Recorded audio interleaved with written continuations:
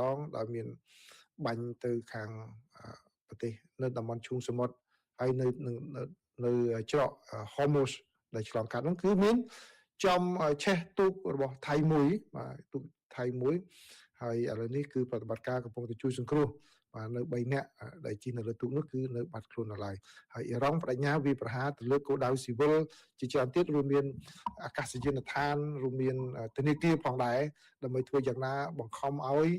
អ៊ីរ៉ង់បង្ខំឲ្យអ៊ីស្រាអែលហើយនិងសហរដ្ឋអាមេរិកជប់វាយប្រហារលើខ្លួនគឺជាការវាយប្រហាររបស់អ៊ីរ៉ង់តបតវិញទៅលើគោលដៅស៊ីវិលជាច្រើនបាទខ្ញុំសូមជូនព័ត៌មាននេះគឺ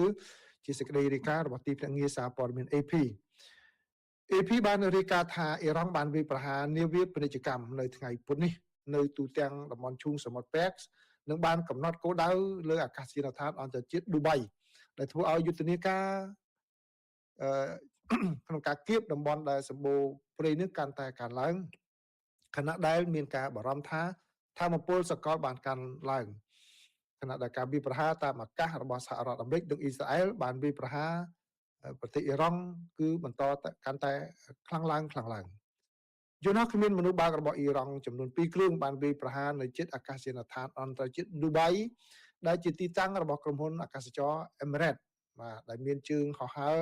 ឆ្ងាយនិងជាអាកាសយានដ្ឋានមមាញឹកបំផុតរបស់ពិភពលោកសម្រាប់ការធ្វើដំណើរអន្តរជាតិ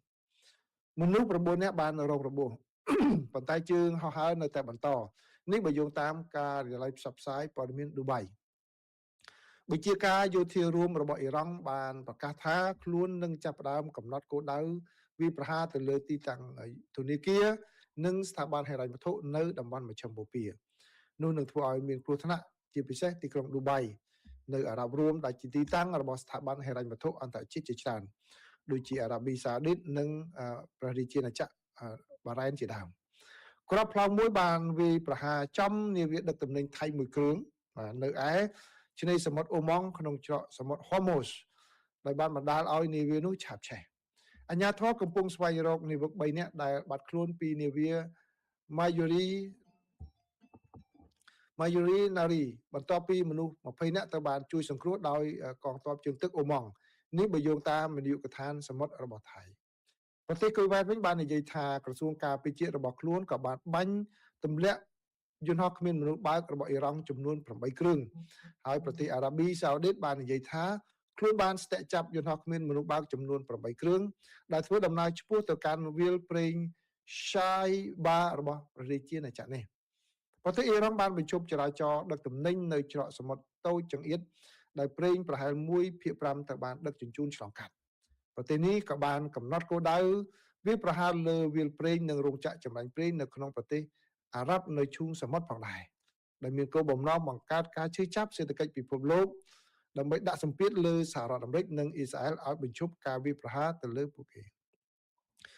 បាទនៅក្នុងការវិវត្តមួយទៀតនោះគឺក្រុមប្រឹក្សាសន្តិសុខរបស់អង្គការសហប្រជាជាតិមានកំណត់នឹងបោះឆ្នោតនៅថ្ងៃពុធលើសេចក្តីសម្រេចមួយដែលឧបត្ថម្ភដោយក្រុមប្រឹក្សាសហប្រតិបត្តិការឈូងសមុទ្រដែលទាមទារឲ្យអ៊ីរ៉ង់បញ្ឈប់ការវាយប្រហារប្រទេសជិតខាងអារ៉ាប់របស់ខ្លួនសាក្សីបានរាយការណ៍ពីការវាយប្រហារតាមអាកាសជាបន្តបន្ទាប់ទៅលើទីក្រុងតេហរ៉ង់វិញផងដែរបន្ទាប់ពីអ៊ីស្រាអែលបាននិយាយថាខ្លួនបានបន្តការវាយប្រហារការផ្ទុះក៏ត្រូវបានគេលឺនៅក្នុងទីក្រុងបេរុតដែលនៅភាគខាងត្បូងប្រទេសលីបង់បន្ទាប់ពីអ៊ីស្រាអែលបាននិយាយថាខ្លួនកំពុងវាយប្រហារគោលដៅដែលជាប់តាក់ទងនឹងពួកសកម្មប្រយុទ្ធ Hezbollah ដែលគ្រប់គ្រងដោយអ៊ីរ៉ង់បាទនៅទីនោះគឺមានរបួសនិងស្លាប់ជនស៊ីវិលច្រើនផងដែរមកយ៉ាងហោចណាស់គឺអ្នកបើតាមសេចក្តីរាយការណ៍ចុងក្រោយគឺយ៉ាងហោចណាស់ក៏មានជនស៊ីវិលចំនួន4នាក់ដែរបានស្លាប់បាត់បង់ជីវិតបាទនេះគឺជាការវាយប្រហារគ្នាចូលដល់ថ្ងៃទី12ដែរហើយណាគឺមានសារព័ត៌មានច្រើនណាស់បានរាយការណ៍អំពីបញ្ហានេះក៏ប៉ុន្តែខ្ញុំសូមដកស្រង់ពីសារព័ត៌មាន Washington Post ចុះណាបាទបើតាមសេចក្តីរាយការណ៍របស់ Washington Post បានឲ្យដឹងថាការវាយប្រហារដោយយន្តហោះគ្មានមនុស្សបើកមួយបានធ្លាក់លើទីតាំងការទូតដ៏សំខាន់មួយរបស់សហរដ្ឋអាមេរិកនៅក្នុងប្រទេសអ៊ីរ៉ាក់កាលពីថ្ងៃអង្គារបាទដែលជាការសងសឹកដែលសង្ស័យថាជាការសងសឹកដោយកងជីវពលដែលគ្រប់គ្រងអ៊ីរ៉ង់ដែលប្រឆាំងជាមួយនឹងសង្គ្រាមរបស់សហរដ្ឋអាមេរិកនិងអ៊ីស្រាអែលទៅលើប្រទេសអ៊ីរ៉ង់